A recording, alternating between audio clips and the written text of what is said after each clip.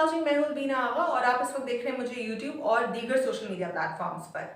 नाज़रीन, अब तक की जितनी भी कंटेम्प्रेरी खबरें हैं मैं इस वीलॉग में तमाम तर अपडेट्स शामिल करूंगी, जैसा कि इमरान खान साहब के हवाले से अपडेट, हुमायूं दिलावर जज के हवाले से अपडेट और इस वक्त क्या सूरत हाल है मुल्क में उस पर भी मैं बात करूंगी। तो सबसे पहले बात करेंगे इमरान खान साहब के ऊपर। जिस तरह हम जानते हैं कि वो अटक जेल में हैं, लेकिन साथ ही साथ तमाम तर अब तक की जो उनके साथ जुडिशल प्रोसीडिंग्स का मामला था वो मैंने अपने पिछले वीलॉग में डिस्कस किया और मैंने आपको बताया कि कैसे ये वर्डिक्ट क्लियरली इलीगल है, कैसे आर्टिकल 10A की खिलाफ वर्जी होती है जो कि हमारे अपने आईन पाकिस्तान में कहा गया है कि आपने जो है बगैर सुने फैसला नहीं करना। साथ ही साथ मैंने आपको एक लॉ मैगज़िन से भी वाकिफ किया, ऑडियो अल्टम पाटम, इसके हवाले से जो वकला थे खान साहब के, उन्होंने भी बात की और आप सुन रहे हैं इसी मैगज़िन को बहुत ज़्यादा उन तमाम तर लोगों से जो कानून को जानते हैं। अब मामला ऐसा है कि जिस किस्म का ये वेग वर्डिक्ट है, जजमेंट आया है, इसको आसानी से सेटिसाइड किया जा सकता है और इसको जो है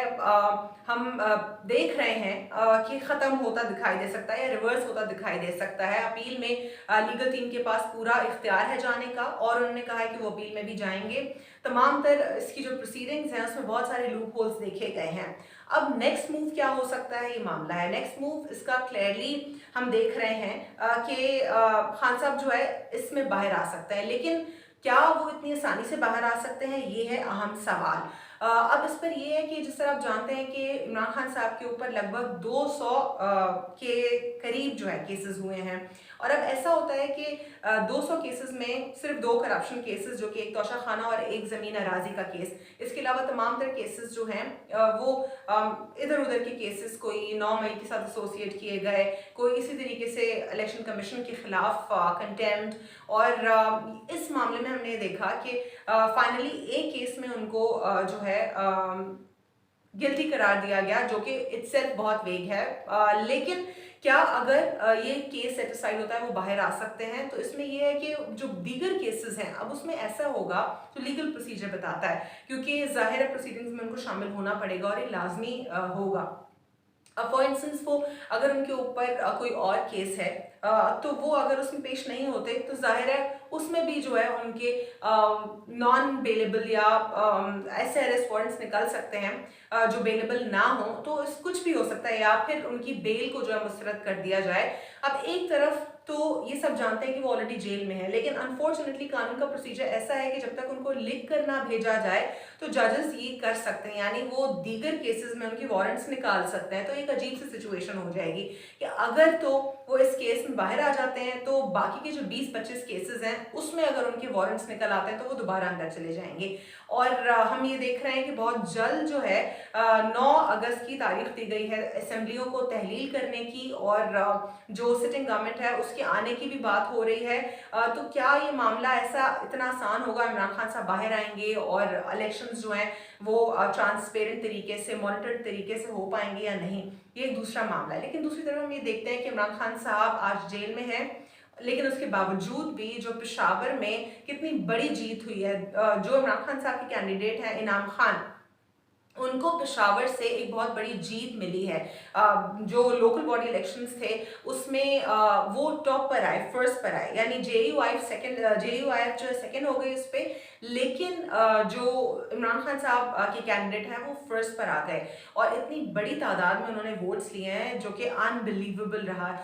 लास्ट टाइम की अगर हम बात करें या कंपेयर करें तो पाकिस्तान तहरीक इंसाफ 4th नंबर पर थी इसी कॉन्स्टिट्यूंसी से, और अब हमने देखा कि वो फर्स्ट पर आ गई। इस बात से जाहिर होता है कि अवाम का गम गुस्सा बढ़ रहा है और जो लोग शायद वोट देने में इतना ज़्यादा शायद इसको इतना नहीं प्रोडक्टिव समझ रहे थे तो वो भी बाहर निकल रहे हैं और आ रहे हैं। तो ये तमाम तर अब तक की सिचुएशन है खान साहब की कि जेल में होते हुए भी उन्हीं का जो कैंडिडेट है वो जीत रहा है। इसके अलावा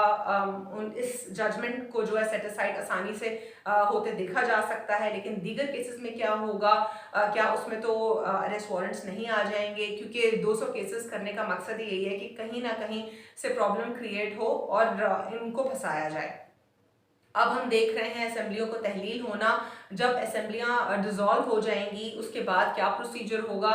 एक्टिंग गवर्नमेंट कैसे परफॉर्म करेगी, इलेक्शन कमीशन ऑफ पाकिस्तान क्या कहेगी, इस तमाम तर चीज़ों के ऊपर अब तक इतनी कोई ख़ास क्लैरिटी नहीं है। पिछले 3 हफ्ते हमने देखा कि पाकिस्तान तहरीक-ए-इंसाफ जो है इस पर बात करती दिखाई दी, और इस पे पीपल्स पार्टी का कुछ और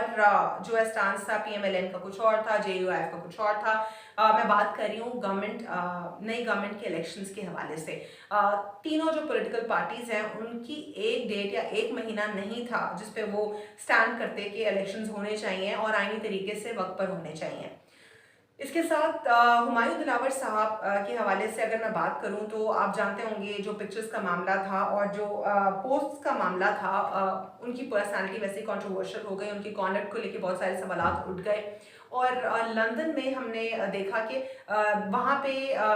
किस तरीके से पाकिस्तानी जो ओवरसीज पाकिस्तानीज हैं वो पहले से जाकर खड़े हुए थे और उन्होंने बाकायदा उनके लिए जो है चार्ट्स अपने पास रखे कि उनको वो रिसीव करें। लेकिन 5 घंटे वेट करने के बाद भी फ्लाइट का टाइम हो गया, फ्लाइट ने लैंड कर लिया, लेकिन उसके बावजूद भी जो है हुमायूं दिलावर साहब कहीं पर नहीं दिखे। तो बताया गया कि किसी चोर दरवाजे से वो निकल गए जैसे मरियम नवाज साहिबा निकल जाती हैं। और जिस यूनिवर्सिटी ऑफ हल वो गए हैं, बहुत सारे लोग उनको ईमेल्स कर रहे हैं, उनके स्टूडेंट डिपार्टमेंट को ईमेल कर रहे हैं, उनके जो इंटरनेशनल स्टूडेंट ऑफिस डिपार्टमेंट होता है और यूनिवर्सिटी की मैनेजमेंट को कि जो शख्स ह्यूमन राइट्स की ट्रेनिंग लेने के लिए आ रहा है या रूल ऑफ लॉ के ऊपर ट्रेनिंग लेने के लिए आ रहा है, उसका क्या कॉन्डक्ट है और क्या प्रैक्टिस है। अब इस मामले के ऊपर मैं अगर आपको अपडेट करूं तो जिस तरह 5 अगस्त को हमने देखा कि किस तरीके से इमरान खान साहब के खिलाफ एक अनप्रेसिडेंटेड प्रेसिडेंट आया और 4 अगस्त को क्या नोटिफिकेशन निकलता है। 4 अगस्त को एक नोटिफिकेशन निकलता है जो कि चीफ जस्टिस इस्लामाबाद हैं, हाई कोर्ट, उन्होंने एक लेटर लिखा और नोटिफिकेशन में क्लियरली लिखा जाता है कि वो यूनिवर्सिटी ऑफ हल से कहते हैं कि वो नॉमिनेट करते हैं हुमायूं दिलावर को इंस्टेड ऑफ सैयद फैज़ान हैदर। यानी इससे पहले हुमायूं हैदर साहब जो है, जो हुमायूं दिलावर साहब उनसे पहले सैयद फैज़ान हैदर साहब जो है वो जा रहे थे। लेकिन अब क्या ऐसा मामला हुआ कि 4 अगस्त को यही लिखा गया लेटर और फैज़ान को रिप्लेस करके जो जज हैं, एडिशनल जज हुमायूं दिलावर, उनको भेजा गया। 5 अगस्त को उन्होंने जल्दी में या जल्दबाजी में फैसला किया और वो चले गए अपनी ट्रेनिंग लेने के लिए। तो ये अब तक की सिचुएशन है